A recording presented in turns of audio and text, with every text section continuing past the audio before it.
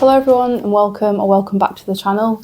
I know it's been quite a while since I've uploaded, but yeah, I realised that I haven't really posted anything about the 90p in quite a while. So for regular viewers of the channel or people who've seen videos on this tank before, there is like a build video, there's a planting video where I changed all the plants and completely like redid the scape but kept the hardscape. And then there was like an issues video. And then since then, I've not really posted anything about it. So this tank may look completely different to a lot of people, or if anybody's never seen the video before, then yeah, it looks like this. So this is just kind of like an update, because to say that there's been issues on this tank has been an absolute understatement. And it has taken me, I've had this tank literally a year this month. And I would honestly say that about 3 months out of that year, the tank looked good. And then anything after that has just been issue after issue after issue. And in the last kind of video, I think it was, which was probably a few months ago now, I was talking about fertilising, and I was saying that I think one of the biggest problems is that I didn't have the fertilising routine down. And I was kind of saying like I needed to dose more of stuff, which sometimes is a little bit scary for people, thinking about dosing high amounts of nutrients because you kind of assume it would trigger algae.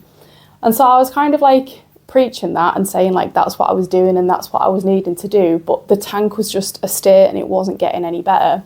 And honestly, it got to the point where I was like, I'm going to strip this down and just start again. I don't know what's wrong with it.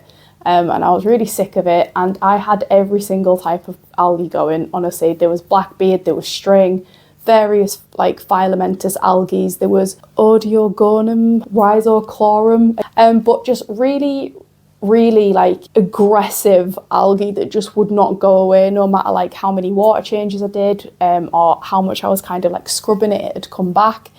And it was just, the leaves were just covered in this like thick blanket of just like green hair. It was literally like the plants were wearing a wig, but not like long. Like, yes, there was string algae, but it was like really short, thick, like imagine like a green black brush algae, which I think there is an algae called green brush algae. So there was that everywhere. It wasn't just limited to the hardscape, it was all over the plants, and all the plants that were growing were just either, well, not growing really stunted, or just kind of dying as soon as the leaf had sort of emerged.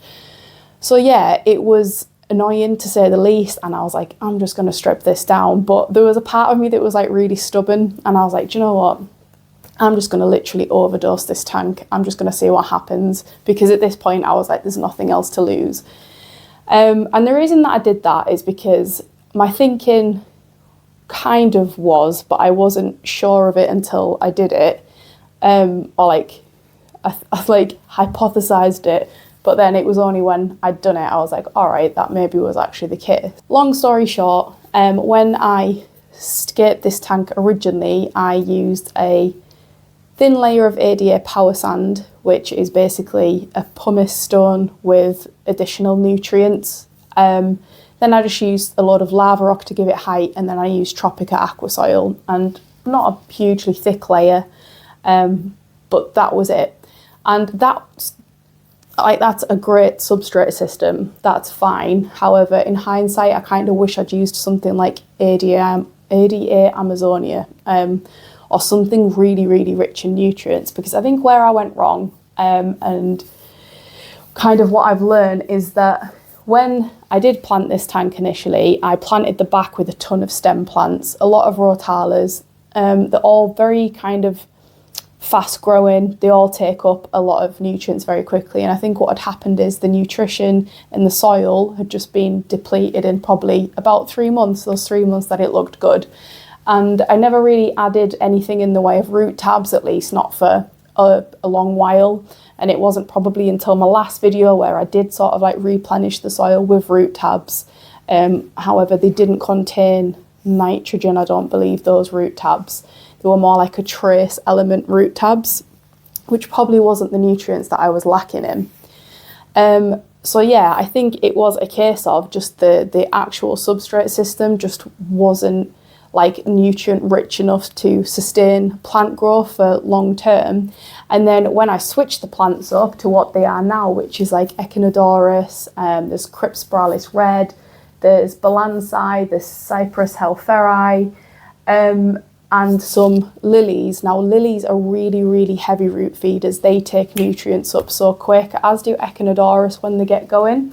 So when I'd planted them in, there was probably nothing in the soil for them to take up. And whilst we kind of think of getting algae when there's too many nutrients, we also get it when there isn't enough nutrients, because unlike plants, algae is adapted to survive in like a vast array of conditions, whether that's high or low nutrient conditions. They're kind of like adapted to exist in these sort of like niche environments where not much else can, which is why algae is incredible in that sense, but really annoying in your aquarium. So with all that said, that's when I was just like, do you know what, screw it, I'm just going to overdose this tank, see what happens. And in that sort of like moment of stubbornness and almost spite, the tank actually started bouncing back. So what I ended up doing was just absolutely loading the substrate, again with more root tabs, but root tabs that I knew had a more complete nutrient sort of mix in them, that included nitrogen. Absolutely loaded the substrate with that, and I'm doing that every month now. And then for dosing, I'm dosing 5 ml of nitrogen a day and 5 ml of potassium a day. And I'm also dosing Seachem Advance, which you would normally just use after trimming or when you are starting up your aquarium. But when I've looked into what's into Seachem Advance, it's things like magnesium, and there's calcium in there too. And those were some things that a while ago I was like, does my tank have enough of those things? Because the deficiencies that I'm getting suggest that there's a lack of calcium and magnesium in the tank. So I was like, I'm just going to try that, because as I said, at this point, nothing else to lose. I tried it and it's worked. And the algae, I'm not going to say overnight, but after a few weeks was really clearing up. And as it stands, yes, there is still some algae in the tank. The main one mostly now being BBA. Now, I think the BBA is because of the flow, and I think it's because there is too much flow. I don't think it's necessarily to do with CO2, which is another thing I did. I switched from, I had in tank, then I went to inline, and this whole front section was just getting covered with CO2 mist. And the hardscape was getting covered in BBA. So I switched back to an in-tank, put the diffuser at the back. The bubbles are barely getting diffused around the tank by the looks of it, but the drop checker still goes green, but nothing's been overly heavily misted. So I'm beginning to think that BBA in this instance, not in every instance, but in this one, is actually just caused by like too heavy flow, because it seems to be where the most flow is, where this outlet goes, it's always on these fern leaves, because these are initially getting hit. It's on this branch here, and it comes round and it goes on the stones and the branches at the bottom.